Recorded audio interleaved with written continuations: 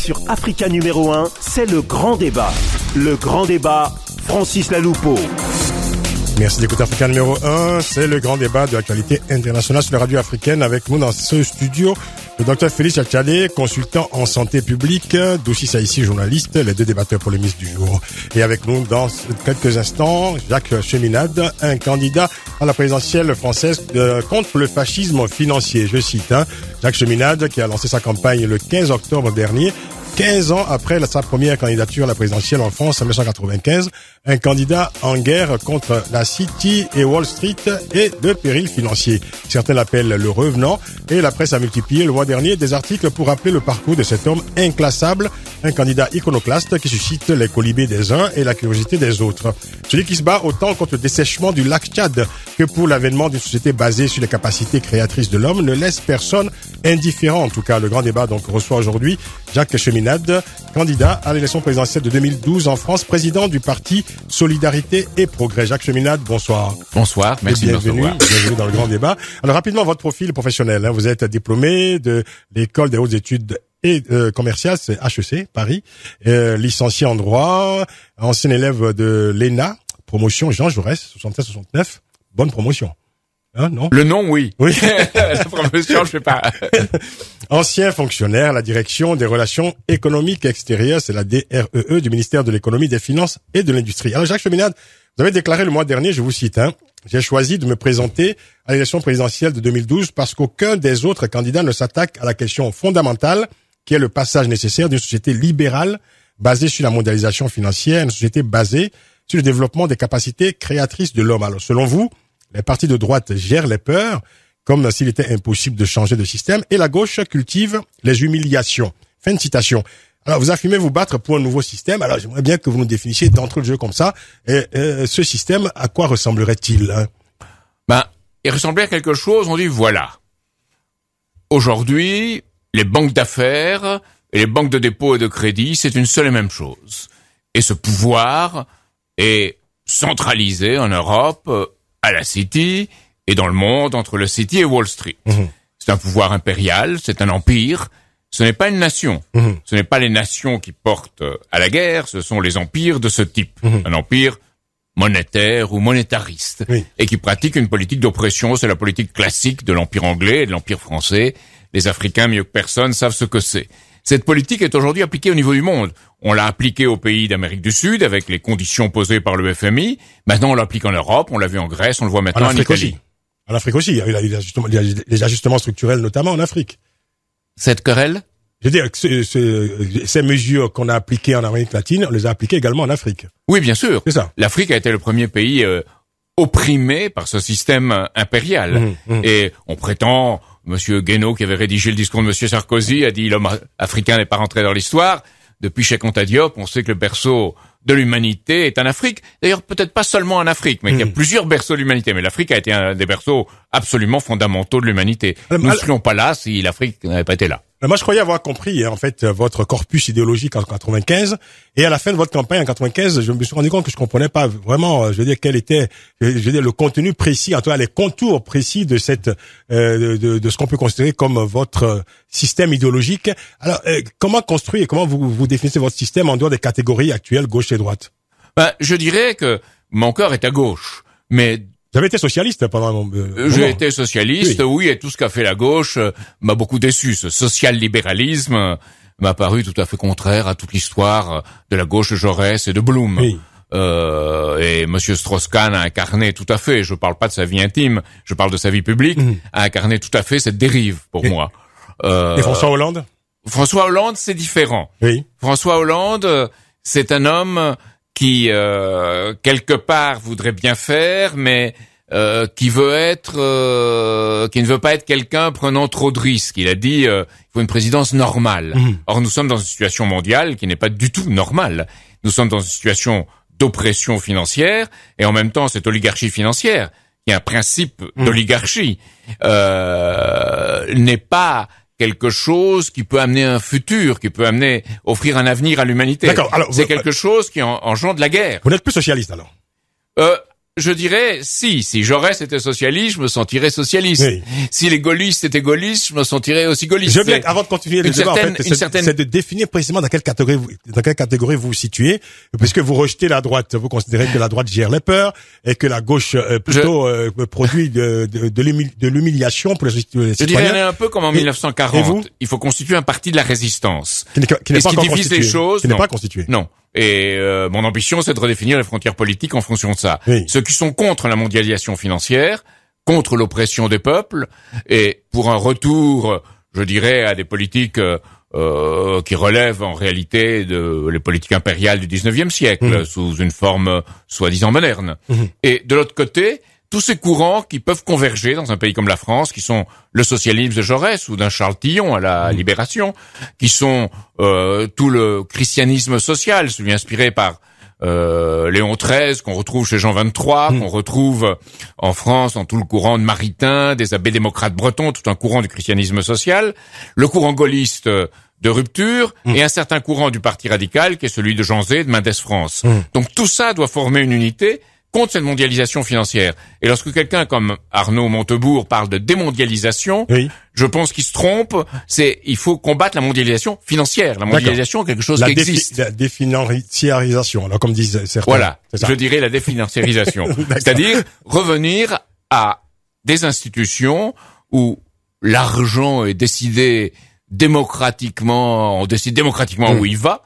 Et il doit aller à la création humaine. Il doit aller à la création humaine, aux technologies, au développement qui permettent d'avoir un avenir. Jacques Cheminade, il y a toujours chez vous une sorte comme ça d'aversion et à l'égard du monde anglo-saxon. Vous aviez autrefois soutenu la politique de Gaulle, justement, du général de Gaulle, parce que le général de Gaulle affirmait la souveraineté de la France face au monde anglo-saxon. Est-ce que votre combat se fonde aussi sur cette aversion contre le monde anglo-américain? Non, je n'ai pas du tout d'aversion contre le monde, contre l'Angleterre, contre le peuple anglais, que j'aime bien. Il a un sens de l'humour, un sens des choses qui est bien. Et il y a, au contraire, le peuple américain me paraît les États-Unis, la tradition américaine, tradition qui a fondé les États-Unis, comme quelque chose qui était opposé au système britannique à l'époque, qui était une volonté de se développer librement et d'avoir un système politique, économique qui donnait droit à ce que chacun puisse réussir et se développer dans cette société avec une banque nationale qui était la banque d'Hamilton.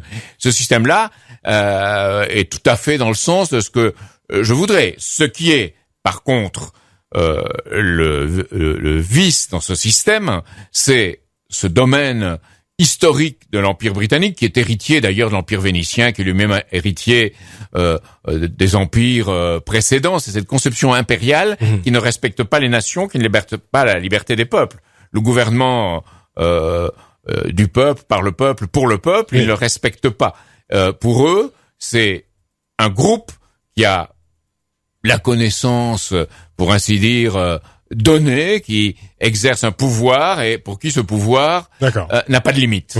Vous avez été un partisan de l'indépendance de l'Algérie à l'époque. Et que pensez-vous aujourd'hui avec le recul des indépendances africaines telles qu'elles ont été négociées entre le général de Gaulle d'un côté et les élites africaines de l'autre? Je pense qu'il y a eu deux choses terribles dans les indépendances africaines. La première, c'est que de Gaulle, vu les circonstances de l'histoire, a laissé gérer les choses par Foccart, et que Foccart, c'est lui qui enfante des Bourgi, des Djouri ou des Takieddine, et c'est une dérive terrible, que l'homme qui s'était opposé, qui était Sékou Touré, a tout à fait dérivé lui aussi. Donc il y a un véritable malheur dans cette indépendance africaine. Moi j'ai une très grande sympathie pour Patrice Lumumba en réalité, et Lumumba a été assassiné dans des circonstances abominables avec une certaine complicité française, il faut le dire. Et de l'autre côté, la gauche... Et belge. Belge, c'est certain, c'est visible, mais français et américaine. L'action d'ailleurs française aussi. avec la complicité, l'action belge avec une complicité française, vous voulez dire, contre Toutes Lumumba. les élites de l'oligarchie en France, en Belgique, aux États-Unis ont trempé dans ça. On voulait pas Lumumba parce que Lumumba avait une conception de l'indépendance et qui avait derrière lui un mouvement profondément politique et qui a marqué toute l'histoire du Congo, y compris le kimbanguisme. Donc, il y a quelque chose qui était très très enraciné dans le Congo. Maintenant, la gauche aussi est coupable, parce que cette gauche n'a pas compris que la politique de justice sociale en Europe était directement associée à la politique des indépendances africaines et de libération des peuples africains.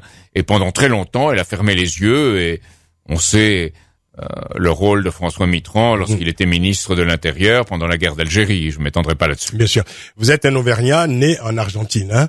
Est-ce qu'il est resté en vous quelque chose de cette terre natale d'Argentine? Je crois tout à fait. C'est, disons, le rejet de tout principe d'oligarchie. Et en particulier en Argentine, on sait très bien comment l'exploitation de l'Empire britannique a marché. Et il possédait la flotte marchande, il possédait les chemins de fer, il possédait les ports et il possédait les grandes propriétés terriennes avec des intermédiaires. Donc, si le péronisme a eu du succès, c'est parce qu'il a combattu, et parfois il l'a pas fait dans les conditions où je l'aurais voulu, mais parce qu'il a combattu cette oligarchie financière britannique. Et aujourd'hui, les Kirchner, et en particulier Christina Kirchner, sont des héritiers de ce combat. Imparfait, mais ils sont là. On va parler de ce fascisme financier que vous dénoncez. Alors, Félix Achadé, docteur. Oui. Voilà, moi ma question, elle a trait à ce que j'ai cru comprendre dans ce que vous développez, c'est que l'on revienne à ce que j'appelle des États-nations très forts. Mais aujourd'hui, avec la construction européenne et tout ce qui a été fait depuis 1956, je crois, comment fait-on pour revenir avec des États-nations très forts qui impulsent le développement à partir de leur territoire et qu'ensuite prennent véritablement le pouvoir sur les oligarchies financières dont vous parlez? Jacques Cheminade. Allez-y. Pardon. Allez-y. J'ai été très déçu par la construction européenne, et notamment à partir du moment où elle a été fondée sur l'euro. C'est-à-dire qu'on a mis l'euro devant pour avoir une priorité financière. Et peu à peu, l'Europe est devenue une sorte de bad bank, de banque de second rang par rapport au système de la City. Donc l'Europe ne s'est pas défendue elle-même, n'a pas défendu ses peuples, n'a pas défendu ce qu'elle aurait dû défendre. Et cette fédération d'États-nations, dont parlait un Jacques Delors, par exemple, ne s'est pas réalisée. C'est-à-dire que un des meilleurs exemples de cela, c'est que vous avez des bourses en Europe. Vous avez la bourse Erasmus, Leonardo, Comenius. Ces bourses, mais elles marchent même pas. On n'a pas donné assez d'argent, on n'a pas donné assez de moyens pour que ces bourses marchent. L'enseignement européen n'existe pas. Donc, on n'a pas une culture vraiment de l'Europe. Il n'y a pas eu. Donc, cette Europe est restée une Europe de la finance, et cet euro est une sorte d'instrument dans lequel on a imposé une politique d'austérité. D'ailleurs, on a vu au fur et à mesure la baisse de la croissance dans les pays européens. Et la valeur d'ajustement, ça a été quoi? Les salaires. Donc, on a joué sur les salaires. Et certains pays, comme l'Espagne, ont joué sur la spéculation immobilière, avec souvent mêlant aux aides européennes l'argent de la drogue venu d'Amérique centrale. Et ils ont développé une politique qui est une politique complètement aberrante, une politique financière. Donc, on a vu l'Europe ne pas servir de bouclier contre ce système financier mondial, mais en être la courroie de transmission. Et ça, c'est le problème de cette fausse Europe. Pour moi, c'est la fausse Europe. Et comment remettre les États-nations, comment remettre ça en place? Ça sera très difficile parce il faut déconstruire alors. Il faut déconstruire, reconstruire en même temps. C'est-à-dire qu'il faut très vite refonder une Europe qui soit pas sur la monnaie, qui soit pas une Europe monétariste, mais sur des grands projets qu'il faut faire ensemble. Alors, moi, je pense que une monnaie de référence, une monnaie commune doit être conservée, c'est-à-dire une monnaie pour ces grands projets, mais à condition d'être associée à ces grands projets, à de grands investissements pour le futur. Et en même temps, revenir aux monnaies nationales à l'intérieur des différents pays. C'est possible avec ce qui existe. Vous savez que les billets de banque ou la monnaie a imprimé dessus le nom de chaque pays. Oui. Donc, on pourrait revenir sur une monnaie pour chaque pays, ce qu'on appelait des euro-francs ou des euro-marques. On pourrait le faire dans une période de transition. Si les autres pays ne marchent pas, il faudra bien que la France se défende et défende ses intérêts, qu'elle les défende avec d'autres peuples. Et je pense que la France doit se rapprocher de pays comme la Russie ou comme la Chine. On en parlera tout à l'heure. De toute façon, vous avez votre idée sur comment sortir de la zone euro et comment reconstruire l'Europe, enfin construire l'Europe autrement. D'où ça ici. Et justement, vous avez quand même, dans votre carrière, vous avez côtoyé les institutions de Bruxelles parce que vous avez travaillé là-bas et vous savez très bien à l'intérieur du système comment ça se passe parce que vous le développiez tout à l'heure. Vous savez aujourd'hui que il suffit pas d'un coup de baguette pour changer les choses parce que c'est beaucoup plus complexe. La mondialisation en question, c'est les délocalisations, c'est des situations très concrètes, des entreprises qui ne peuvent plus produire et être rentables en France et qui sont obligées de délocaliser, qui sont obligées d'aller en Chine, d'aller dans d'autres pays où la main-d'œuvre est plus abondante. Voilà les problèmes qui sont concrets. Alors, quand je vous entends, c'est vrai, bon, vous êtes candidat, mais j'ai l'impression que c'est comme une bouteille lancée à la mer parce que on sent que ce n'est pas aussi facile que ça. Et justement, je voulais vous poser la question, qu'est-ce qu'il faut faire concrètement qu'est-ce qu'il faut faire concrètement aujourd'hui où on voit par exemple un pays comme l'Italie qui a laissé de côté les partis politiques pour prendre un premier ministre quand même qui n'est pas un politique. Est-ce que vous pensez que par exemple c'est absolument scandaleux, je l'ai connu aussi en Amérique latine, qu'on mette des technocrates pro-austérité comme Mario Monti, qui a fait toute sa carrière d'ailleurs dans les institutions européennes et qui était président de la commission trilatérale par ailleurs, ou le mal nommé Papademos en Grèce, qui est aussi quelqu'un qui a été vice-président de la Banque centrale européenne. Donc on met des technocrates pour l'austérité. Et j'ai été très frappé par, en particulier, je l'ai ici parce que je pense que ça vaut la peine de la mentionner, vous avez vos dossiers, la citation de Van Rompuy, qui lui a dit très clairement le pays a besoin de réformes, surtout pas d'élections. Donc ces gens ne sont pas des démocrates. Ils sont pas du tout des démocrates. Est-ce que vous ne pensez donc nous avons là des formes un peu curieuses Est-ce que vous ne pensez pas aussi qu'il y a une certaine faillite des politiques? Parce que vous savez, ce sont les politiques qui ont construit l'Europe. Gauche et droite, dans tous les pays européens. Bien sûr qu'il y a une faillite des politiques. Le résultat, je vous l'ai dit, est là. Et parce il est là aujourd'hui. Qu'est-ce qu'il faut faire? Est-ce qu'il faut faire toujours confiance à cette classe politique gauche et droite, alors que on voit très bien que par rapport à l'idéologie, le problème qui se pose, ce n'est pas un problème idéologique, c'est un problème concret. Les entreprises ont des problèmes concrets parce que elles ne peuvent plus produire. Et ce n'est pas la peine de vouloir faire du protectionnisme parce qu'aujourd'hui, l'économie mondiale évolue. En vase communicant, il est très très difficile. Non, mais ça c'est un discours idéologique. Réponse de Jacques Cheminade dans quelques instants. Nous allons poursuivre ce grand débat. Notre invité donc Jacques Cheminade, candidat à l'élection présidentielle de 2012 en France, président du parti Solidarité et Progrès. C'est le grand débat. Nous sommes ensemble jusqu'à 20h sur la radio africaine. Restez avec nous. Africa numéro 1, 18h, 20h, le grand débat. Francis Laloupeau.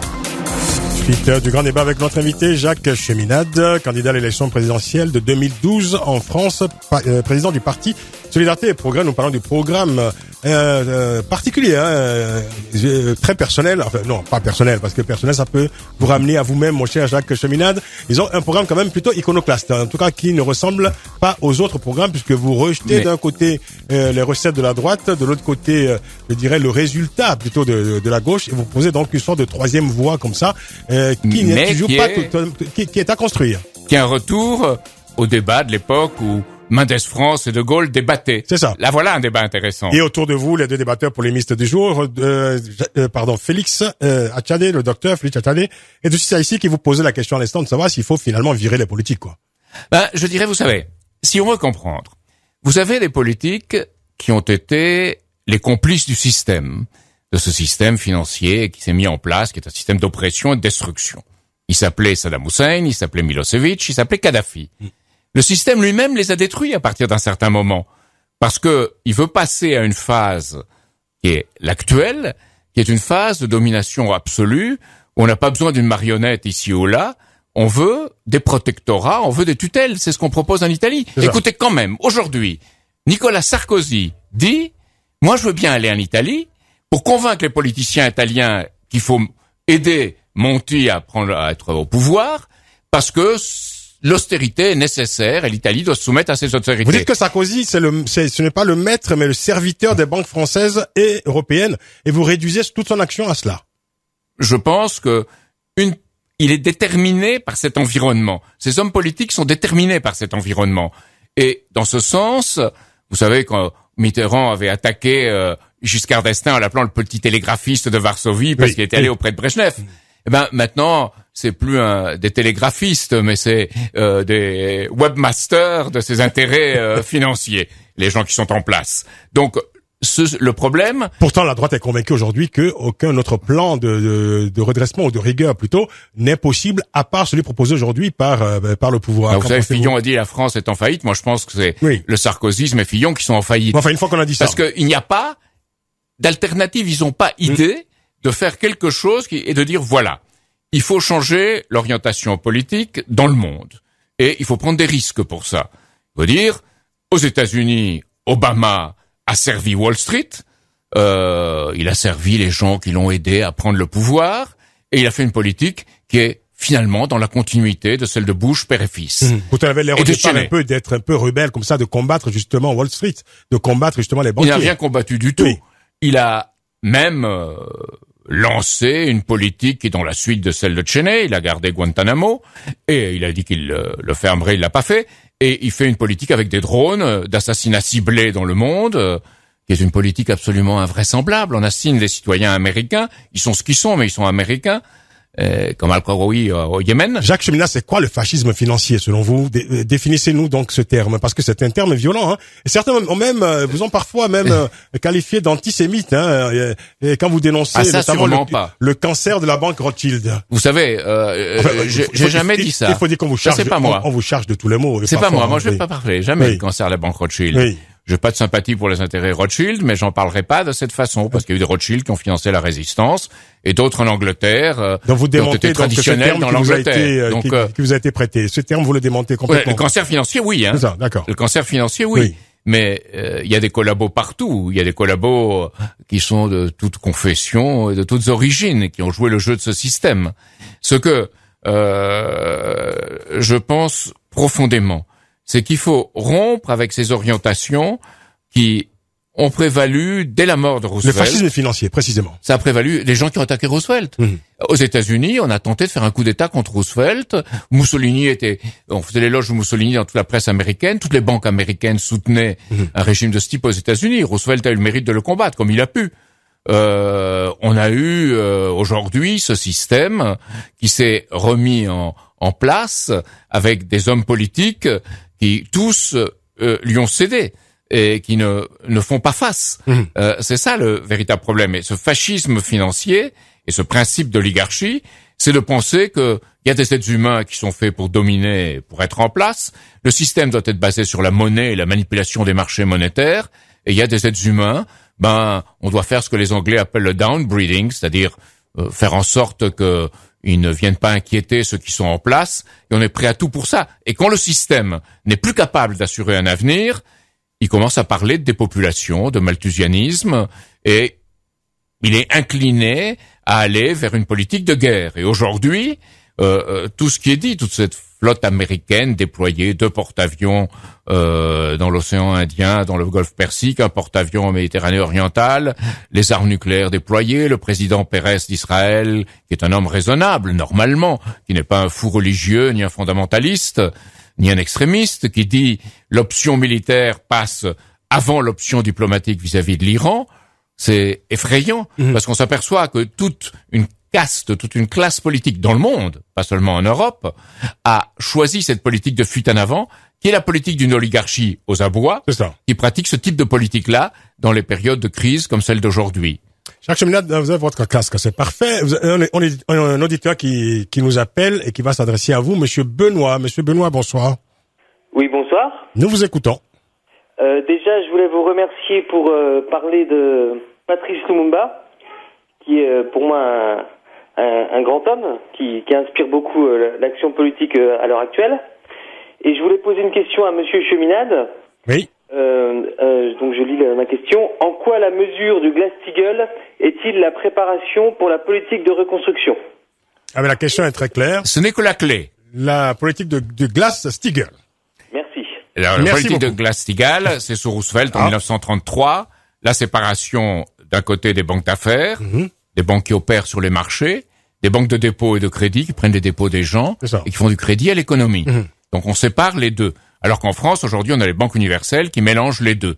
Et qu'aux États-Unis, la loi Glass-Steagall a été repoussée en 1999 par Lawrence Summers, qui a été tout à fait l'homme de ces marchés financiers et qui a été le principal conseiller économique du président Obama. Moi, quand Obama a choisi Geithner, Larry Summers dans son entourage et toutes des équipes qui ne correspondaient pas du tout à ce qu'il avait dit pendant sa campagne, j'ai dit c'est fini, maintenant on sait qui il est. Il jouera le jeu de ses intérêts. D'accord, et ça, c'est très grave. Quel est votre choix? Parce que vous allez plus loin quand même. Vous vous demandez carrément la nationalisation de la Banque de France, des grandes banques, des institutions de crédit.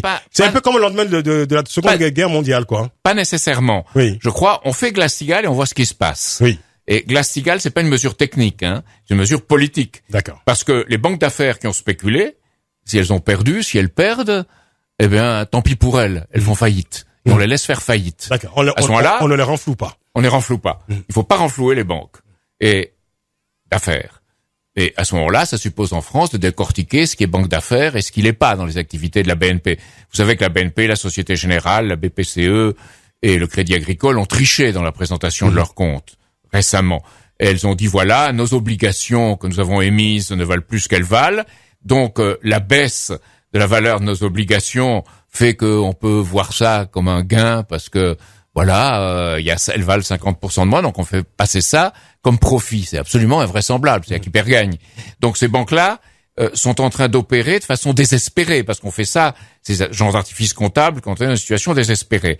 Donc ces banques-là sont les relais de la politique de la City, et d'ailleurs on le voit, parce qu'aujourd'hui, il n'y a plus d'opérations sur les marchés qui se fassent de façon visible. Toutes les opérations sont des plateformes alternatives, ce que les Anglais appellent les dark pools, par des banques de l'ombre, et dans des trading, comme on dit, à haute fréquence. C'est-à-dire que on achète et on vend à la nanoseconde ou à la milliseconde. Vous expliquez encore mieux ça tout à l'heure, Jacques Cheminade. On va être obligé de marquer une pause pour le journal de 19h. Et vous êtes avec nous, en tout cas, encore pendant un moment. Hein, on continuera à explorer votre programme. Et pour l'auditeur, vous expliquerez évidemment beaucoup plus, plus précisément ce que signifie donc le Glass-Steagall, que beaucoup d'auditeurs découvrent cet après-midi, enfin ce soir plutôt avec vous. Hein. Restez avec nous, Jacques Cheminade. Vous êtes notre invité. Vous êtes candidat à l'élection présidentielle de 2012. Dans quelques instants, le grand débat, ce sera d'abord le journal, le grand débat continuera ensuite, reprendra jusqu'à 20h. Appelez-nous au 01 55 07 58 00 depuis la France, de partout ailleurs dans le monde, c'est le 00 33 1 55 07 58 00. À tout à l'heure, à tout de suite. Jusqu'à 20h sur Africa numéro 1, c'est le grand débat. Le grand débat, Francis Laloupeau. Et avec Doucissa ici, journaliste, le docteur Félix Achadé, consultant en santé publique. Ce sont les deux débatteurs pour les mises du jour. Notre invité, Jacques Cheminade, candidat iconoclaste, à tout le moins, à l'élection présidentielle de 2012 en France, président du parti Solidarité et Progrès. Avec lui, nous parlons de son programme, de ses projets, aussi bien pour la France que pour le reste du monde d'ailleurs, notamment l'Afrique, on en parlera tout à l'heure. Alors, réponse à l'auditeur Jacques Cheminade, qui voulait tout savoir sur ce fameux Glass-Steagall. Eh bien, si vous imaginez le système des marchés financiers comme un vaste marigot et tous les opérateurs comme des crocodiles. L'image est effrayante. Vous pouvez pas combattre les crocodiles un par un. Oui. Donc vous asséchez le marigot et c'est la fin des crocodiles. Ça, c'est Glass-Steagall. C'est un système qui ne permet plus à l'argent d'aller à l'argent, comme le disait un jour un président de la République que nous avons eu, et vous créez les conditions où les activités de dépôt et de crédit peuvent opérer. Aujourd'hui, vous savez, les banques se prêtent plus entre elles. Elles n'ont même plus confiance entre elles. Et pour dire, vous parliez d'entreprises, elles prêtent plus aux entreprises, on prête plus aux PME. Donc, on est en train d'avoir un système bloqué. Glass-Steagall ouvre le jeu. Mais il n'y aura pas assez de moyens, une fois qu'on aura Glass-Steagall, pour nourrir l'économie, faire des grands projets de développement, de faire tout cela. D'accord. C'est pour ça qu'il faut un système de crédit productif public où on revienne à des banques nationales dans tous les pays qui peuvent recevoir ou donner des avances au trésor public qui va investir dans l'équipement. C'est ça le crédit public. Renforcer le rôle de l'État. L'État doit être de retour. Pour ça, pour être chef d'orchestre, il doit pas s'occuper de tous les détails. Il doit pas être le premier violon. Il doit pas être le bois. Il doit pas être tout ça. Il doit être celui qui donne le là. Et il faut un là. Et aujourd'hui, il n'y a pas de là. Les chefs de l'État, dans les principaux pays, les chefs d'État, obéissent à ceux qui leur susurrent à l'oreille ce qu'ils doivent faire dans le domaine financier. Sans ça, ils seraient pas pour l'austérité. C'est inimaginable de voir Angela Merkel et Nicolas Sarkozy défendre une austérité qui détruit la Grèce. On veut tuer le malade en prétendant le guérir. Et en fait, cet argent va aux grandes banques. C'est les banques qui, sur le marché secondaire, ont des obligations grecques. Et on les leur rachète. Donc là, cet argent va aux banques et aide les banques. Elle n'aide pas la Grèce, et le peuple grec, On lui impose la baisse des salaires, la baisse des retraites, la vente de la loterie publique, la vente des aéroports, la vente des ports, la vente de tout. En fait, l'austérité Donc, on pour tue l'État. l'austérité pour les peuples, pour garantir les intérêts Et l'austérité des pour marchés l'économie, financiers et pas des banques. seulement pour le peuple, aussi pour l'économie. On détruit les bases économiques de développement. C'est-à-dire qu'on est en train de détruire ce qui est le fondement d'une nation. Je parle même pas d'État-nation, d'une nation. Et ça, c'est cette politique-là. Donc, Glass-Steagall, c'est la clé qui permet d'aller vers quelque chose d'autre, en tarissant les spéculateurs, en nettoyant les écuries d'Augias, en faisant des grands travaux d'Hercule, et en permettant à un système de crédit public d'opérer en faisant des projets d'équipement à long terme, l'équipement de l'homme et de la nature. Donc cet équipement de l'homme et de la nature crée les conditions où les entreprises peuvent assurer du développement industriel, agroalimentaire, etc. Et il y a des choses invraisemblables dans ce système d'aujourd'hui. Ces accords de partenariat avec les pays africains par lesquels, selon le traité de Lisbonne, on demande aux États africains de démanteler leur protection. Mais pour un pays, pour des industries naissantes, pour une agriculture comme l'agriculture africaine, c'est pas possible. C'est une destruction. Écoutez Alors, justement l'auditeur à propos de l'Afrique qui s'adresse à vous. Monsieur Guy qui nous appelle. Monsieur Guy, bonsoir. Oui, bonsoir Francis, Bonsoir. bonsoir à votre invité, aux débatteurs et à tous les auditeurs. Nous vous écoutons. Oui, bonsoir. Donc, ce soir, vous êtes en train de parler du programme de Monsieur Cheminade Oui. et notamment des questions monétaires et financières. Eh bien, moi, j'ai une préoccupation sur le franc CFA. Tout le monde sait que la monnaie est un instrument de souveraineté pour un État ou une nation. Bien entendu. Et pour le cas des pays francophones africains, je me situe dans l'hypothèse où M. Cheminade est élu président de la République française.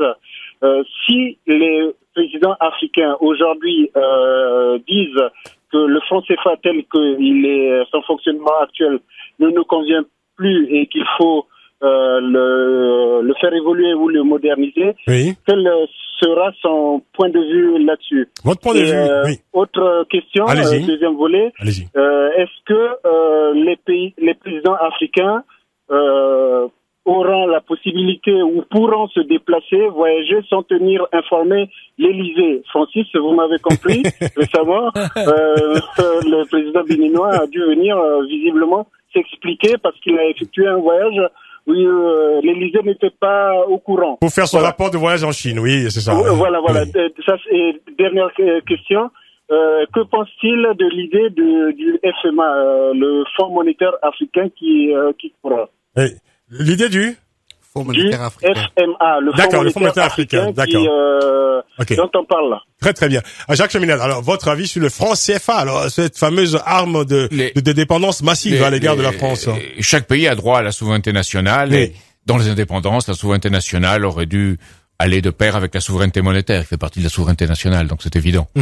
Ah, vous êtes bien un des rares candidats qui ne défend pas le franc CFA, le maintien du franc CFA tel qu'il est aujourd'hui. Hein. Probablement, il faut aménager le départ. C'est pas une rupture qui doit se faire dans la violence et dans l'imprévoyance.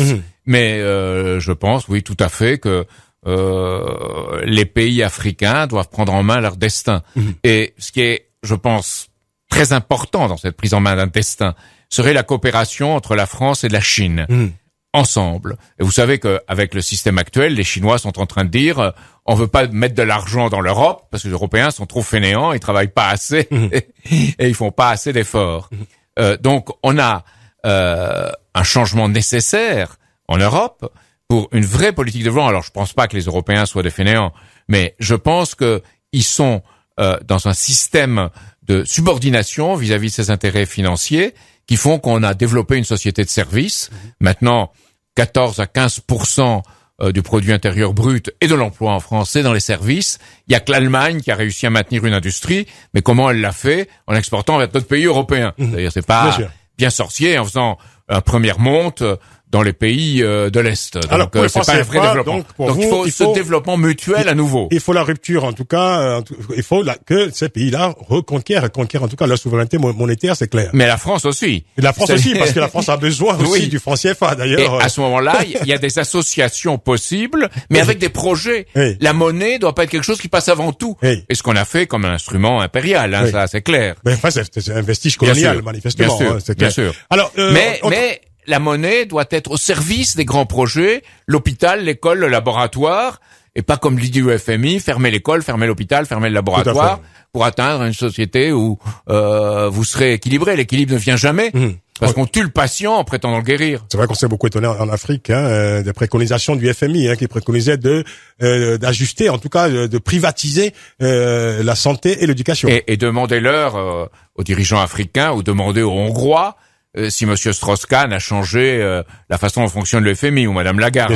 Autre question de notre auditeur Guy, il vous demandait donc que pensez-vous des relations France-Afrique, la survivance de certains réflexes, de certaines pratiques de notre âge, comme disait Nicolas Sarkozy, qui avait promis la rupture. Quand Houphouët-Boigny, dans l'époque où Houphouët-Boigny était un dirigeant africain relativement indépendant, la France-Afrique voulait dire un accord entre égaux. Et puis ça a dérapé, c'est devenu le système des mallettes et des serviettes. Donc le système des bourgeois et des jurys. Donc il faut sortir de ça. Il faut le jeter à la rivière pour toujours. Comment comprendre quand vous écrivez vous-même que la France a besoin de l'Afrique? La France a besoin de l'Afrique. Pourquoi? Et je pense que c'est on dirait, ah oui, elle a besoin de l'Afrique parce qu'économiquement, elle a besoin de ses matières premières, elle a besoin de ce que l'Afrique peut produire. Et en effet, la France, dans ce sens, aurait besoin de certaines choses que produit l'Afrique, comme l'uranium qui est produit au Niger. Mais elle donne pas le développement à l'Afrique en contrepartie. Qu'a fait Areva pour le développement du Niger? Pratiquement rien. Et elle a établi un prix très bas pour payer l'uranium. Et il en est très peu au gouvernement du Niger. Donc, il y a une volonté de développement qu'il faut retrouver dans la politique extérieure de la France, la politique de développement de l'Afrique. Maintenant, elle a besoin de l'Afrique probablement pour autre chose. Parce que si on va à l'intérieur de l'Afrique, comme j'y étais, pas très souvent, mais on voit une attention à l'humain probablement plus grande qu'à l'intérieur de la France aujourd'hui. C'est terrible à dire, mais la France, qui aujourd'hui est un pays relativement riche, est un pays où les gens, entre eux, n'ont plus d'esprit de coopération, n'ont plus d'esprit de vivre ensemble, n'ont plus d'esprit de croissance commune. Alors qu'en Afrique, on trouve cela dans les associations, dans les palabres, à l'intérieur du pays. On le trouve moins dans les dirigeants, je dois dire franchement. Donc, il faut retrouver dans le peuple africain cette volonté, et à ce moment-là, oui, on pourra faire de grands projets de développement. Ce que me disait un lieutenant-colonel qui est à Tillabéri, au Niger, il me disait, moi, quand viennent des gens avec des religions, notamment des gens avec l'argent d'Afrique, avec l'argent d'Arabie Saoudite, je peux pas le refuser. Mais je leur dis, faites d'abord une case santé, un puits et une école. Et à ce moment-là, vous pourrez venir. Et beaucoup ne viennent pas parce qu'ils n'ont pas intérêt à faire ça. Mais ils leur imposent cela. Et c'est cela qu'il faut absolument faire. Il faut faire une politique où, écoutez, j'arrive à Tillabéri, et en rentrant dans Tillabéri, au Niger, la première chose que je vois, c'est un petit local, d'ailleurs très bien peint, très bien entretenu, du PMU français. Non, c'est pas possible. Bon, encore une question d'auditeur sur à propos des relations France-Afrique, justement. Monsieur Serge qui nous appelle. Monsieur Serge, bonsoir. Bonsoir, monsieur. Nous vous écoutons. Alors, moi, ma question. Bonsoir, monsieur. C'est monsieur Cheminade, c'est ça? Monsieur Cheminade, Jacques Cheminade. Bonsoir, monsieur. Ok. Bon, moi, ma question, elle est simple. Bon, voilà. J'interviens parce que, moi, c'était pour savoir un peu, vous, en tant que candidat à l'élection présidentielle ici en France, votre position vis-à-vis des événements qui se sont passés depuis un certain temps en Afrique. Votre poste de radio est allumé, je crois. Vous devriez l'éteindre parce que ce serait plus confortable pour tout le monde, monsieur Serge. Voilà. C'était pour savoir qu'est-ce que vous feriez, vous, quelle relation vous allez avoir si jamais vous êtes élu vis-à-vis de l'Afrique maintenant, parce que les interventions qui ont eu lieu ces temps-ci en Tunisie, Pas en Tunisie. En Égypte et en Côte d'Ivoire, moi je trouve ça quand même un peu exagéré. Voilà, c'était pour voir votre position. Ok, d'accord, je crois qu'on a compris la substance de la question, Jacques Cheminade. Au fond, voilà, c'est la redéfinition, la refondation des relations entre la France et l'Afrique, quoi. Total, parce qu'on parle la révolution de Jasmin en Tunisie et tout le monde s'est extasié, c'est merveilleux. Mais on n'a pas du tout considéré ce que pensait le peuple tunisien et on ne fait rien pour assurer le développement de la Tunisie. Donc la Tunisie a perdu des touristes et elle se trouve plus mal qu'avant la révolution économiquement. Ce n'est pas la France de développer la Tunisie, enfin. C'est la France de donner les moyens à la Tunisie de se développer. Pourquoi? parce que c'est dans l'intérêt mutuel. La France a eu des responsabilités historiques. La Tunisie a ses forces vives, son gouvernement. Ah oui, mais il faut aider ses forces vives à qu'elles puissent s'exprimer, exporter, se développer. Oui, la France doit soutenir ses forces vives à condition que la Tunisie le demande. Et pas, oui, bien sûr. Oui. Mais la Tunisie le voudrait, elle le voudrait à tout prix d'être soutenue. C'est la même chose pour l'Égypte. Oui. Alors que fait-on? On va intervenir en Libye. Oui. Alors on intervient en Libye pour défendre Benghazi. Oui. À la limite, pourquoi pas dans le cadre du mandat de l'ONU. Mais après, on dérape, et on cherche un changement de régime, et on finit, disons-le franchement, par faire assassiner le dirigeant de la Libye, Kadhafi et sa famille. Mm-hmm. Et on laisse faire. Oui. Ou on promeut. Parce que on n'aurait pas beaucoup aimé, comme on dit aux États-Unis, mais on dit aussi en France, Kadhafi se mette à parler. Parce que Kadhafi n'était pas un ange. Oui. Et Kadhafi était compromis avec tous ses intérêts. Les gens qui sont intervenus. D'ailleurs, ce qu'on voit, c'est que les mêmes qui avaient vendu des armes, les mêmes qui avaient vendu des choses à la Libye, les 80 ou 90 entreprises françaises, à la Libye de Kadhafi, réapparaissent aujourd'hui et vont tout de suite à Benghazi essayant de faire des affaires. Alors non. Très bien.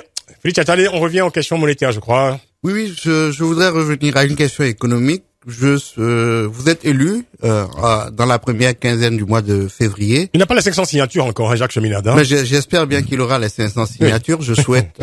On verra. Vous savez, on peut pas les avoir dans le système français qui est fermé.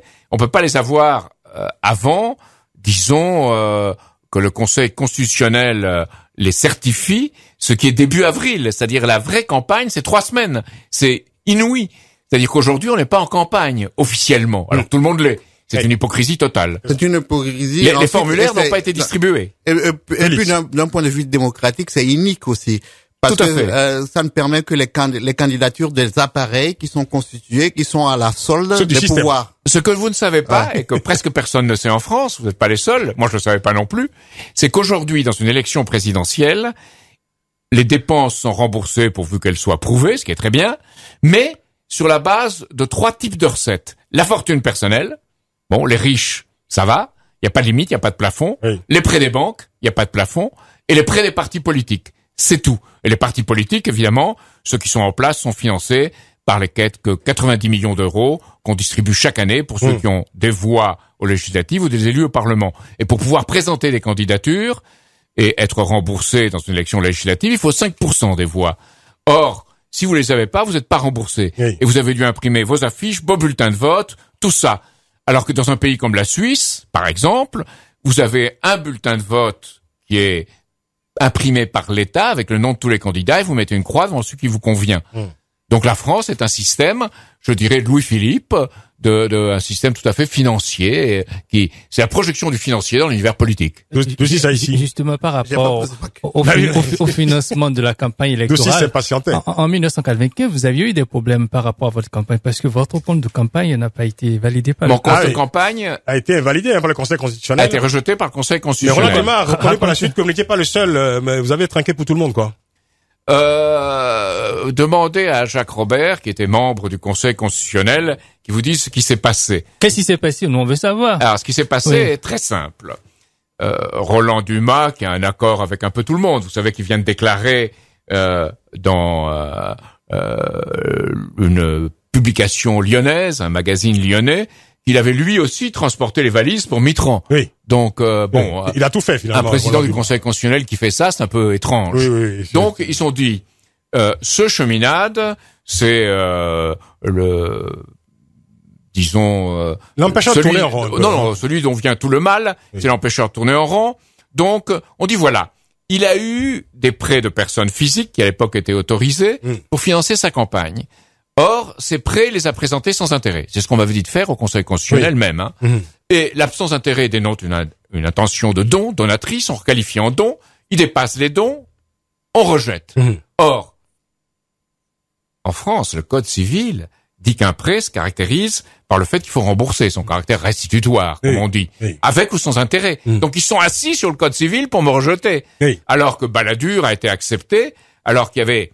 Maintenant, on le sait, 15 millions en cash non justifié. Oui. Et que Chirac, maintenant, Takedine l'ayant balancé, on sait qu'il en avait fait autant. Alors, à l'époque, moi, je sais ce qui c'est s'est une autre passé. dimension, évidemment, que la vôtre. Mais il faut dire que vous êtes est-ce que vous êtes un peu gênant, quoi, pour le système, comme disait Félix, parce que, pareil, en 95, vous aviez bénéficié de 45 minutes de temps d'antenne, hein, sur les médias, au lieu de 1h30 pour les autres. 1h30. En moyenne, oui. Voilà, que vous, Mais on a dit, il ne présente rien, il est arrivé au dernier moment.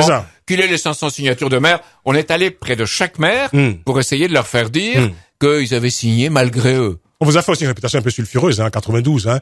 Donc, bien avant 95, vous avez été condamné quand même par le tribunal de grande instance de Paris à 15 mois de prison et sursis. Voilà une chose. Vous aviez été accusé d'avoir poussé une vieille dame à donner 1 197 000 francs. Vous voyez, j'ai le chiffre exact. Au Parti ouvrier européen et à des associations proches. Vous étiez un activiste de la petite finance auprès des vieilles dames. Vous auriez normalement pas le droit de dire ça, parce que ça c'est la peine en première instance. Alors je précise, pour ne pas avoir de souci moi-même, je précise que la condamnation a été amnistiée par la loi du 3 août 95. Voilà. Donc la personne qui présidait le tribunal a juste donné les limites de l'amnistie pour que ça ne figure pas, mais elle pouvait pas dire non à ceux qui disaient que je devais être condamné. Vous savez, Pierre Bilger, qui vient de renoncer à ses activités d'avocat général, a dit qu'il avait dans les procès des appels 4 fois par jour pour rendre compte ou dire ce qu'il fallait faire avec les autorités. Donc la justice en France, c'est une autorité, c'est pas un pouvoir. Et moi, je suis pour que la justice redevienne véritablement un pouvoir, qui est 3 pouvoirs, l'exécutif, le législatif et le judiciaire. Donc il y a ça. Il y a aussi le fait que maintenant, si vous regardez bien cette affaire, on a dit que cette vieille dame avait la maladie d'Alzheimer, il est pratiquement prouvé qu'elle ne l'avait pas. Donc, pourquoi cette chose a marché? Parce qu'on a dit, il a fait comme aux États-Unis Larouche, il a fait des choses épouvantables, il doit être condamné. Alors, dans les 2 cas, on a utilisé un marteau pilon pour écraser quelqu'un qu'on décrivait comme un moustique. Alors, je devais être un moustique porteur du paludisme ou je ne sais trop quoi, du paludisme financier, pour qu'on m'ait écrasé. Vous savez qu'il y a un moustique qui empêche le monde de dormir la nuit, hein. C'est très, très enquiquinant, un moustique. Un seul moustique peut empêcher toute une chambrée de dormir. À condition d'avoir, Ah oui, ça de la santé, un moustique. Santé. D'où ça ici. Vous avez aussi des préoccupations écologiques. Je voulais savoir, quelle est votre position par rapport à l'EPR de 3e génération qui fait débat aujourd'hui entre le Parti socialiste et les Verts? Alors, j'étais très content d'avoir devant les yeux quelque chose qu'on a publié d'ailleurs, je crois, sur votre blog, pour un nucléaire africain de Stéphane Madou, que j'ai ici devant mes yeux. Alors, ma position sur le nucléaire, c'est la suivante. C'est très simple.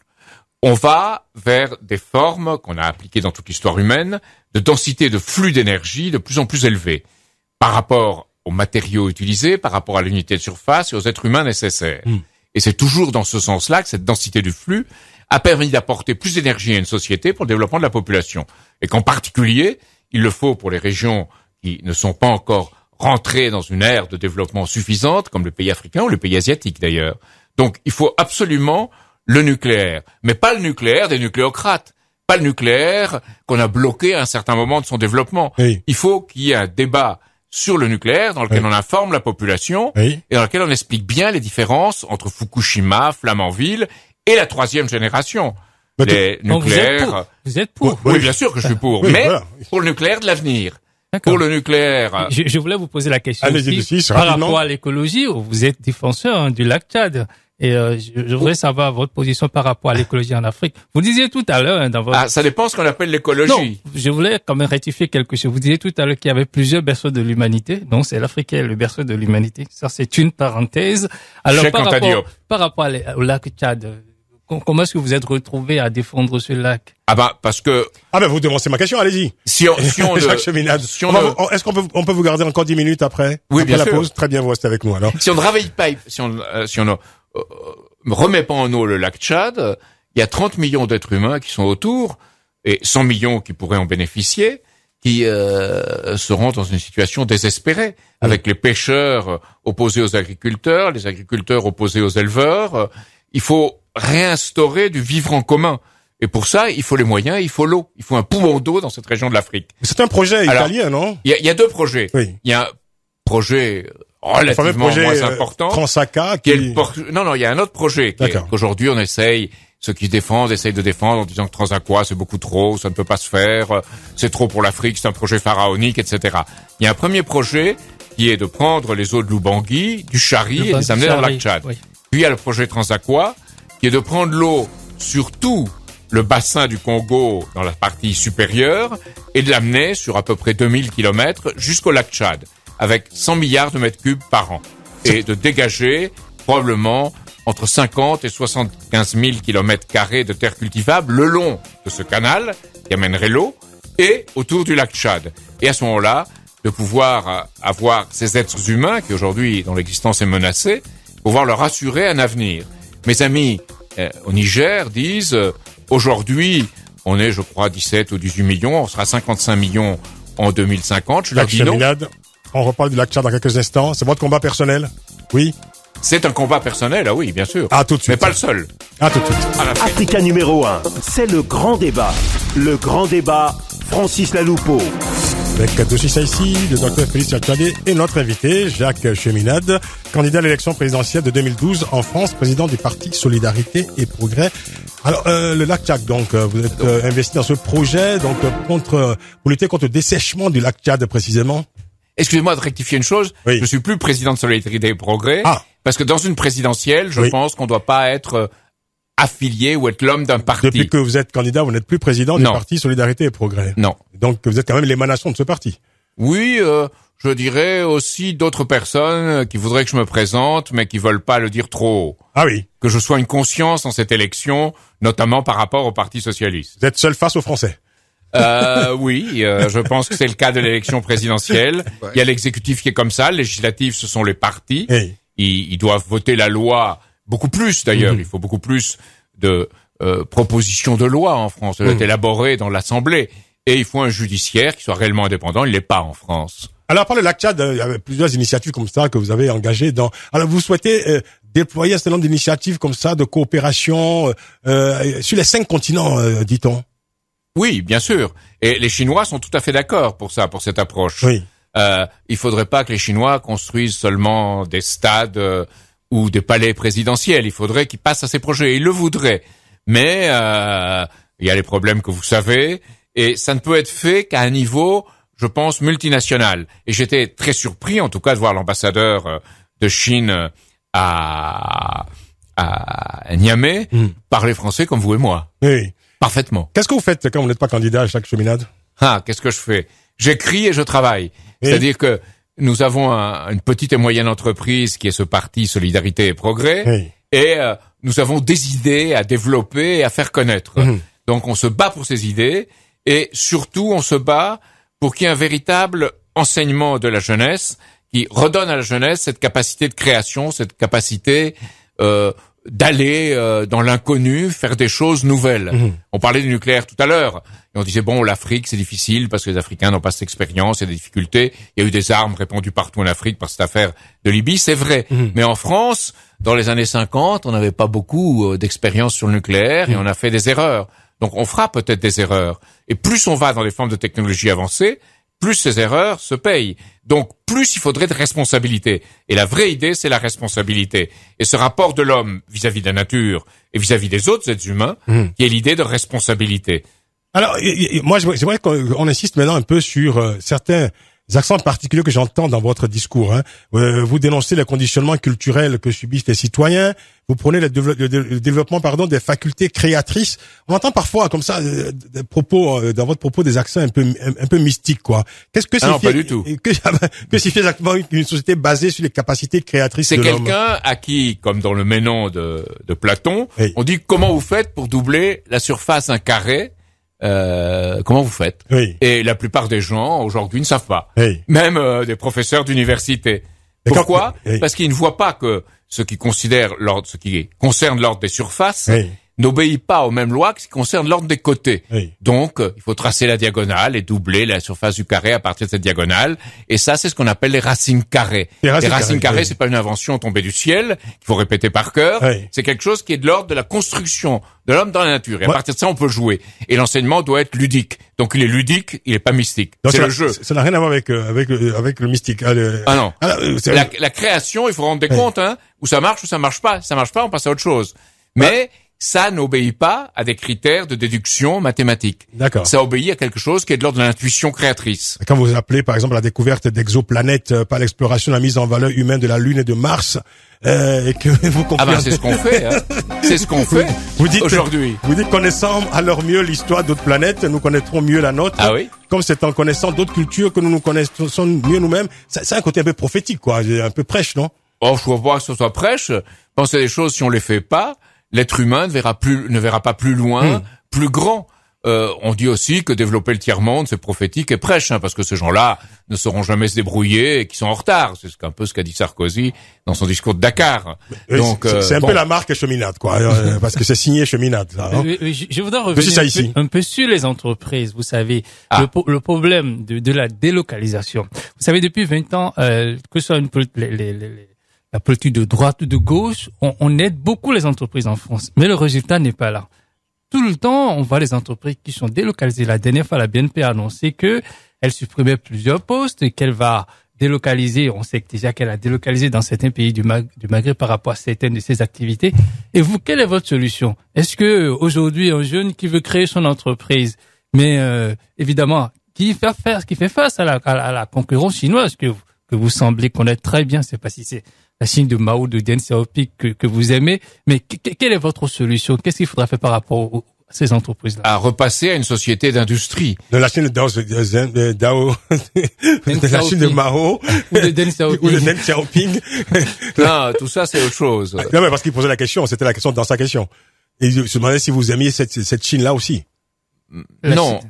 La Chine que j'aime, c'est les gens qui essayent de se débrouiller un peu partout, en travaillant, pour accéder à une vie qui soit meilleure, dans laquelle ils aient des soins médicaux, des traitements, et ça va un peu dans ce sens. De notre côté, il y a le côté haïssable de milliardaires associés au Parti communiste, mais c'est cela que nous avons entretenu, c'est cela que nous avons poussé, c'est cela que nous avons aidé, c'est avec cela que nous avons voulu faire affaire.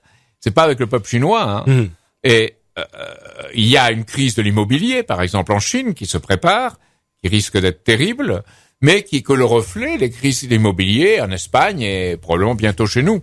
C'est-à-dire qu'on a spéculé sur la valeur d'un bien au lieu de penser en termes de l'utilité sociale du bien que ce bien pouvait faire à une économie en développement, en croissance, dans laquelle l'être humain connaît, sait, explore davantage. Je suis pour une culture et une économie d'explorateurs. Une question encore de Félix Tchadé. Ensuite, nous ferons un point sur la situation en Syrie dans quelques minutes. Allez-y, Félix. Bon, on va revenir en France et j'ai deux questions, l'une économique et l'autre institutionnelle. La question économique, elle a trait à, si vous êtes élu, qu'est-ce que vous faites? Le gouvernement actuel nous préconise une cure d'austérité. Vous allez venir, vous allez probablement favoriser l'investissement, l'augmentation de la demande.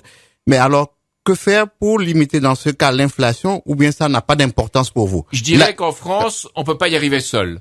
Il faut que la politique change aux États-Unis et que les gens comme les Bush ou Obama, qui ont servi les intérêts financiers, soient écartés par le peuple américain et qu'on ait vraiment quelqu'un qui serve les intérêts du peuple américain et les autres peuples dans le monde. Et que la Russie, la Chine et l'Inde doivent coopérer dans ce système nouveau. Alors, par rapport à ça, on dit la France est petite, la France, c'est devenu, comme disait De Gaulle, un peu la Suède. Non. Je pense que la France peut être catalyseur et inspirateur. Ou instigateur. Sans ça, je serais pas là. Je pense que la France, c'est une idée. Et il faut défendre ce type d'idée. Alors, pour les entreprises, pour répondre à l'autre question, on applique la loi des avantages comparatifs de Ricardo. On va là où les salaires sont les plus bas. Je pense que ça marche pas comme ça. Ça marche s'il y a une coopération et un développement mutuel entre un pays comme la France ou l'Europe et la Chine, la Russie, l'Inde pour un développement mutuel où on donnera de la technologie, on donnera les moyens à ces pays de se développer. Nous-mêmes, on fera une société vraiment de la connaissance qu'on n'a pas fait. On fera toute une politique de promotion de la recherche qu'on ne fait pas. On ne fait rien pour faire du CNRS qui devrait être l'inspirateur de notre politique. On ne fait rien. On divise, on utilise différents financements, mais il n'y a pas une vision d'ensemble pour développer le pays. Moi, j'ai proposé beaucoup de mesures en faveur des petites et moyennes entreprises. Encore faut-il que la France, puisse s'adapter à ce monde qui change, face notamment aux pays émergents. Est-ce que la France peut s'adapter à ce modèle-là sans faire elle-même sa révolution interne? Elle devrait faire sa révolution interne, bien sûr. Moi, je suis le promoteur de cette révolution interne en France, dans une économie qui deviendra de plus en plus, je pense, transpacifique et de moins en moins transatlantique. Donc l'Afrique joue un rôle fondamental dans cela, parce que l'Afrique aura plus, et j'espère que tout ira bien, plus d'1,2 milliard d'habitants en 2050, et il faut que ces hommes-là et ces femmes-là soient le moyen. Alors je pense que quelque chose qui va jouer un rôle très important dans tout ça, et on a dit la femme c'est l'avenir de l'homme, mais c'est la femme, et notamment dans un pays comme l'Iran ou dans les pays des Émirats ou du Golfe Persique où je suis allé, et en Afrique aussi d'ailleurs, on voit les filles à l'université, et en France c'est pareil d'ailleurs, travailler davantage, faire davantage d'études, et c'est elles qui devront jouer un rôle, d'où toute une politique familiale qui permettra à la femme de travailler et qui donnera au père des congés de paternité réels qu'il puisse prendre en lui assurant qu'il aura pendant ses congés de paternité un traitement convenable, comme en Norvège. Notamment. Jacques Cheminade, vous restez avec nous, nous allons prendre des nouvelles de la Syrie tout de suite. Merci. Africa numéro 1, le grand débat. Le point sur la Syrie, le régime de Bachar al-Assad de plus en plus isolé. Samedi dernier, la Ligue arabe a répondu aux demandes de l'opposition syrienne en suspendant le pays de l'organisation, en la menaçant de sanctions.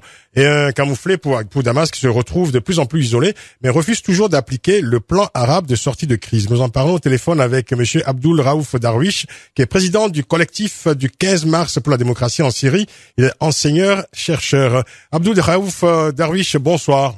Bonsoir. Merci d'être avec nous. Alors, cette décision de la Ligue arabe de suspendre la Syrie, est-ce qu'elle peut forcer Damas à appliquer le fameux plan de sortie de crise qui prévoit, je le rappelle, l'arrêt des violences, la libération des personnes incarcérées et l'accès du pays aux médias et à la Ligue arabe?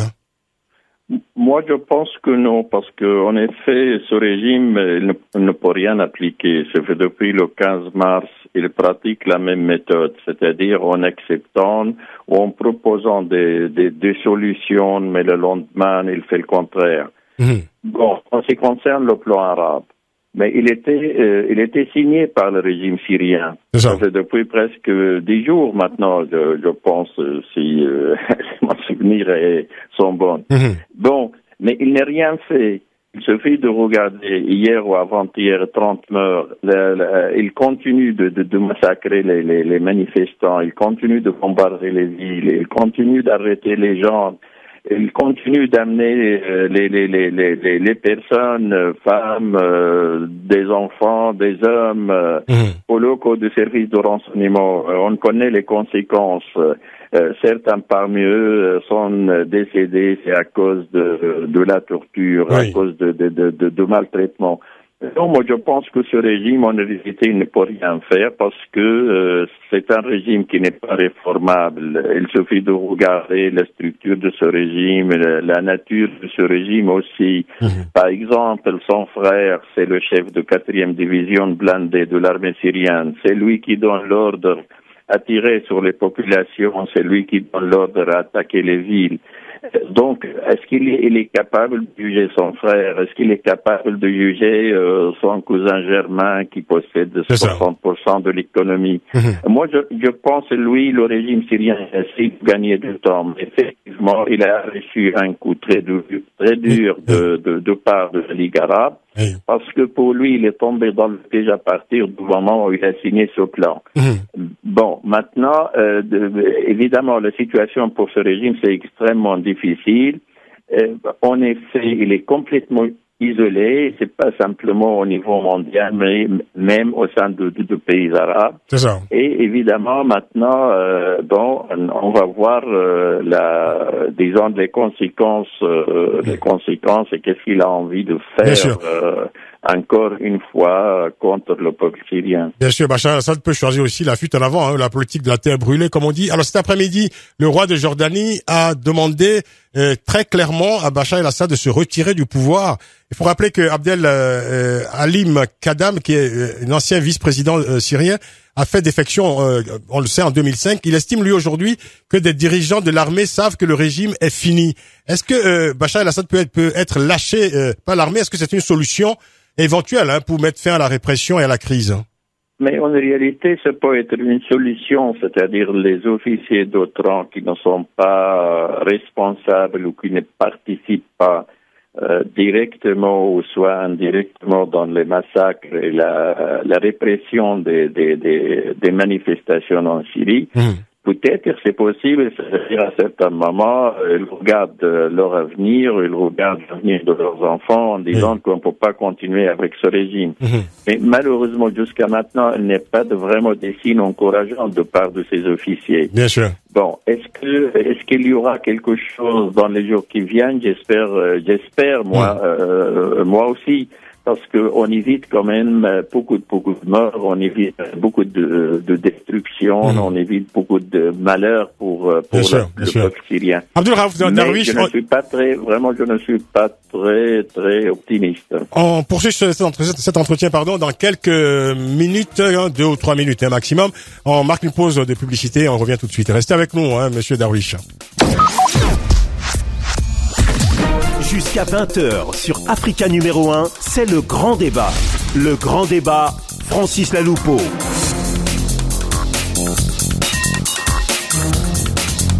Suite du grand débat, suite et fin du grand débat, nous sommes ensemble jusqu'à 20h sur la radio africaine. Les débatteurs pour l'émission du jour, Doucis Aïssi, le docteur Félix Tchadé, Jacques Cheminade qui est resté avec nous. Nous continuons de parler de la Syrie avec Abdul Raouf Darwish, président du collectif du 15 mars pour la démocratie en Syrie. Alors, monsieur Raouf Darwish, vous êtes avec nous? Oui. D'accord. Toujours avec vous. Alors, est-ce que vous pensez que cette position de la Ligue arabe peut faire fléchir quand même la position de la Russie et de la Chine, qui jusqu'à présent continue de soutenir le régime de Damas? La prochaine étape serait-elle éventuellement le vote d'une résolution aux Nations Unies? Moi, je pense que la Russie doit réfléchir, une fois, mais 2 fois. Parce qu'en effet, si la Russie continue de soutenir le régime de Bachar al-Assad, je pense qu'il va perdre tout. C'est mieux pour la Russie de soutenir le peuple syrien à la place de soutenir un régime criminel comme le régime de Bachar al-Assad. Maintenant, je pense pour la Russie, la Russie se trouve dans une situation extrêmement difficile. Elle ne peut plus, dire que il n'y a pas beaucoup de pays qui sanctionnent le régime syrien. Il ne faut pas dire que les Arabes ne sont pas d'accord pour des décisions au Conseil de sécurité condamnant le régime syrien.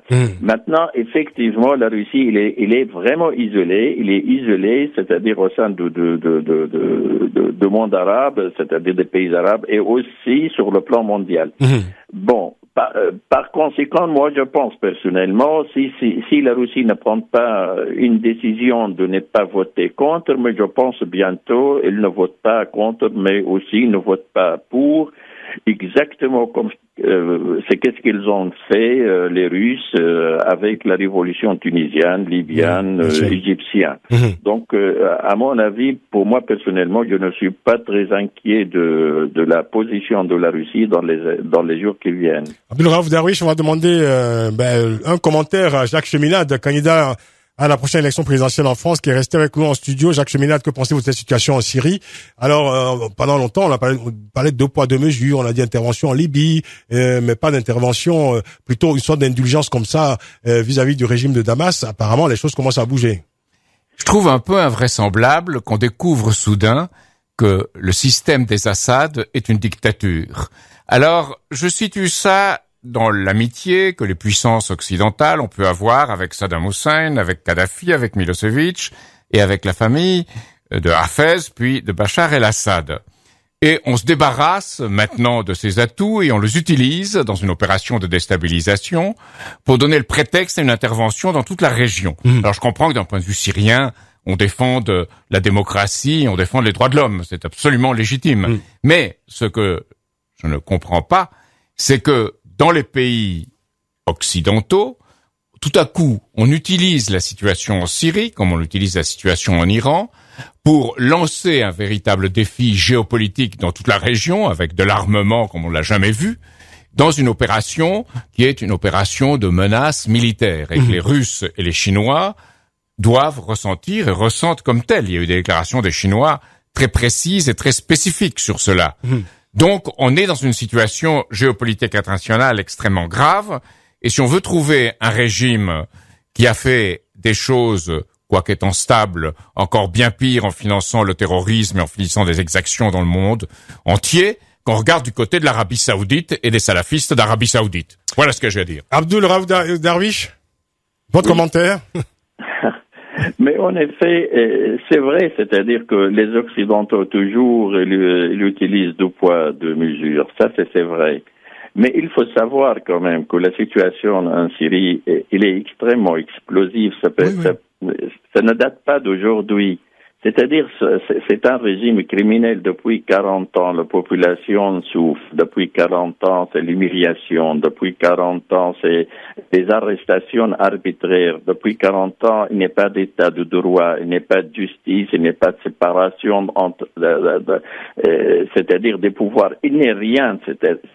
La Syrie est gouvernée par une bande de gangsters. Le régime syrien est un régime mafieux, mélange entre pouvoir et intérêt économique et profit.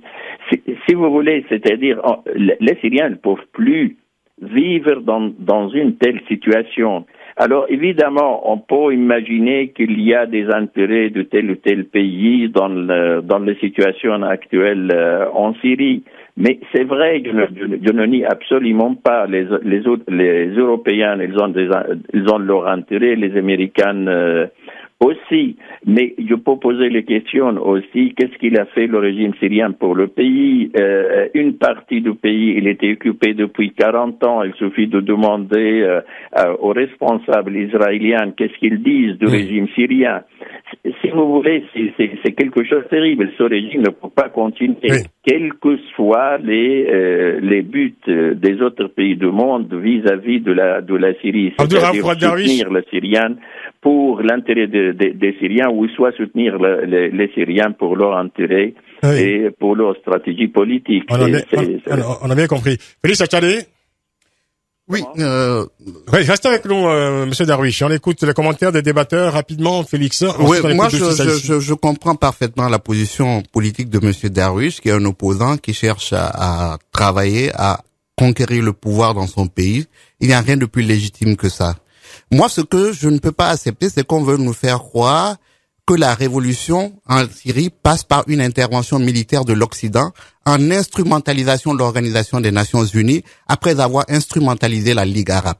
La Ligue arabe, c'est quoi? C'est un syndicat de chefs d'État parmi lesquels il y a le roi le roi Abdallah d'Arabie Saoudite, grand démocrate.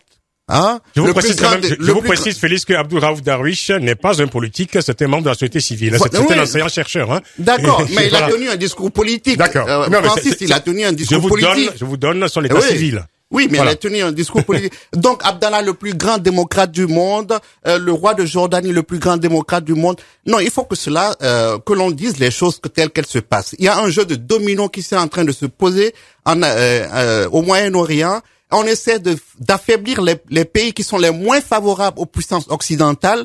Et la Ligue arabe, je suis désolé, elle est sous influence aujourd'hui. La déclaration en question n'est pas une déclaration qui vise à instaurer la démocratie en Syrie, mais c'est tout simplement le cheval de Troie de l'administration américaine. Bon, ceci dit, j'avais compris quand même depuis quelques années que la Syrie de Bachar al-Assad était plutôt favorable aux Occidentaux. Hein. Bon, d'où c'est ça ici? Écoutez, moi aussi, je pense que le régime de Bachar n'est plus tellement réformable que ce monsieur ne peut plus montrer vraiment des sentiments traitables. Par rapport à ça, il faut penser au peuple syrien. Moi, c'est ce qui m'intéresse dans l'histoire. Parce que on va pas martyriser encore un peuple comme on a vu en Libye, en Tunisie. En question. Mais je crois que c'est là. On vous a pas coupé la parole. Il reste 2 minutes d'émission, s'il vous plaît. Ce n'est pas parce que ce régime a bénéficié de la complaisance des Occidentaux. Ce n'est pas parce qu'il existe encore d'autres régimes encore plus pourris dans la région. Ce n'est pas parce que Bachar, la Syrie se trouve dans une zone stratégique qu'il faut laisser mourir le peuple syrien. Il faut faire quelque chose. Mais le peuple syrien, on s'en fout. Je vous en prie. Un peu de courtoisie pour Monsieur Darwish qui est quand même au téléphone. Ce que nous voyons, ce que nous comprenons aujourd'hui, c'est que tous les jours que Dieu fait, Monsieur Bachar continue d'opprimer son peuple. Et ça, c'est inacceptable. Mais moi, ce qui m'intéresse, on voit les images. Ce qui m'intéresse. Les images de qui produit ces images? Je vous en prie. Ce qui m'intéresse, moi, non. Est-ce que tu regardes la télévision syrienne? Bon, écoutez, moi, je ne réside pas là, mais je ne peux pas rester insensible. Je ne peux pas rester. Je vois les manifestations des Syriens dans la rue des gens sur qui on nous a dit que c'est même le frère du président, qu'il a toute sa famille, qui dirige ce pays, qui vole et qui pille. Félix, vous êtes quand même obsédé par le complot. Et moi, mais non, franchement, aujourd'hui, même si c'est un complot, moi je le dis, même si c'est un complot, même si c'est un complot, moi je souhaite qu'on mette des images de l'armée française. Encore un mot de Jacques Cheminade qui est resté avec nous, qui a eu la courtoisie de rester avec nous jusqu'au bout de l'émission. Ensuite, on donnera la conclusion. Évidemment, Abdul Raouf Darwish qui est au téléphone. Allez-y, Jacques Cheminade. Deux mots très vite. Le premier, nous avions accusé... Très vite, 30 secondes si c'est possible. Nous avions quand même accusé la Syrie d'être à la source de l'attentat de Lockerbie. À l'époque, tout le monde disait c'est Kadhafi, c'est Kadhafi, qu'est-ce Kadhafi. Tout à coup, parce qu'on veut justifier une intervention en Syrie, on découvre aujourd'hui que l'attentat de Lockerbie devait être la Syrie. Maintenant, comme par hasard. Bon, ça c'est une chose. L'autre, deuxième chose, il faut le voir de beaucoup plus haut. C'est-à-dire qu'on utilise la Syrie et on l'instrumentalise, et c'est affreux pour la Syrie, c'est affreux pour le peuple syrien. Je le dis, comme je le pense, oui. Et comme c'est la réalité. Mais on l'instrumentalise en disant voilà, il y a des choses épouvantables qui se passent, il y a des choses épouvantables en Iran, ce qui est vrai en partie. Donc voilà, c'est abominable, il faut faire quelque chose. Et là, on utilise tout un matériel militaire d'un système anglo-américain et d'impérial britannique qui est aux abois pour justifier un conflit stratégique à l'échelle mondiale. Et ces gens-là, qui sont cette oligarchie britannique et anglo-américaine, sont pour une politique de dépopulation des pays du Sud et une politique malthusienne de destruction. Ils veulent aller dans la guerre pour imposer cette politique-là. Un mot encore, s'il vous plaît, vous êtes président du collectif du 15 mars pour la démocratie en Syrie. Un mot de conclusion. En réalité, je ne suis pas d'accord avec le monsieur, avec vous. Personne parmi nous, il demande une intervention militaire étrangère. Nous demandons l'aide pour débarrasser de ce régime. Je dois le signaler quand même quelque chose. Il suffit de regarder pourquoi il n'y a pas de blessés quand il y a des manifestations pro-pouvoir. Pourquoi il n'y a pas de morts quand il y a des manifestations pro-pouvoir. Pourquoi il n'y a pas de bombes de terroristes concernant ces manifestations honteuses. Sur cette question, Abdul Raouf Darwish, l'émission est finie. Merci à tous. Merci à Jacques Cheminade. Merci aux débatteurs du jour. L'émission a été préparée par Stéphanie Hartmann et réalisée par Jérôme DJ Giliberto. Raouf Darwish, merci infiniment. Rendez-vous demain pour une nouvelle édition du Grand Débat. Bonne soirée à l'écoute d'Africa numéro 1. Jacques Cheminade, je vous remercie infiniment. Mais on a plus de temps. Un demi-mot, guerre à la guerre. À bientôt. Restez à l'écoute d'Africa numéro 1. Portez-vous bien. Au revoir. Sur Africa numéro 1. Le débat continue avec les podcasts de l'émission. Pour cela, connectez-vous sur africa1.com, rubrique Le Grand Débat.